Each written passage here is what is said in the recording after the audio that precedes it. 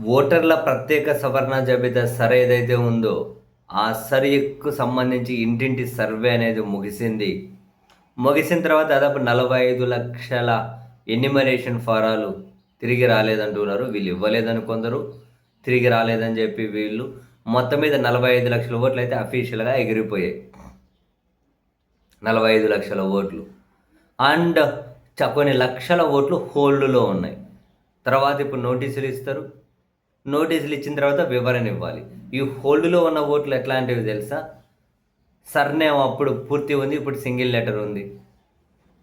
లేదా సర్‌నేమ్ అప్పుడు ఒక స్పెల్లింగ్ మిస్టేక్ ఉంది.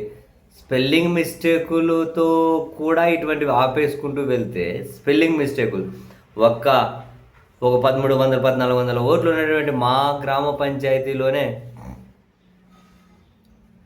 దాదాపు 265 ఓట్లు ఇట్లా హోల్డ్‌లో ఉన్నాయట. అన్నీ ఉండి, ఓటు హక్కు ఉండి, ఎన్యుమరేషన్ ఫారాలు ఉండి, 2002తో మ్యాపింగ్ ఉండి, అన్నీ ఎవ్రీథింగ్ ఉండి 265 ఓట్లు టెక్నికల్ ఇష్యూస్ తోటట.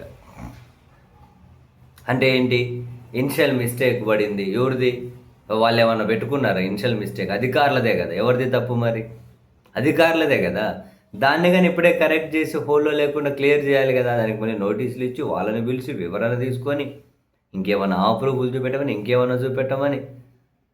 ఏంది తతంగం అంతా? వాళ్ళ మిస్టేక్ ఎవరిది పెట్టారు? ఎవరిది పెట్టారు మిస్టేకు? మా పంచాయతీలోనే. వాళ్ళు ఏమనంటే ఆవిడ స్పెల్లింగ్ మిస్టేక్ ఉందంట.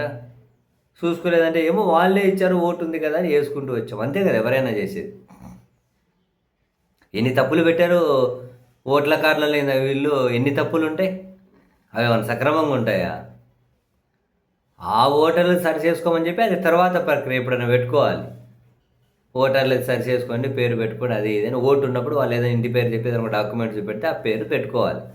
ఇప్పుడు అటువంటివి కానీ ఓట్లు తీసేసుకుంటూ హోల్డ్‌లో పెట్టి ఇంకెంతమంది తీసేస్తారో మళ్ళీ తెలియదు. అరే ఎంత దారుణమైన ప్రక్రియ నిజంగానే. ఎక్కడా లేండి. ఇంక ఇప్పుడు ఓట్లు రాలేదు అని చెప్పి నిజంగా ఎవరన్నా గనక మా ఓటు తీసేశారు, మా ఓటు రాలేదన్నా అనుకో తర్వాత ఇంక వాళ్ళను దేశద్రోహులుగా, ఇంక వాళ్ళని అలా మాట్లాడించడం వెనక విదేశీ ఫండింగ్ ఉందని చెప్పి నెక్స్ట్ కొన్ని కుక్కలు స్టార్ట్ అవుతాయి మొరగడు.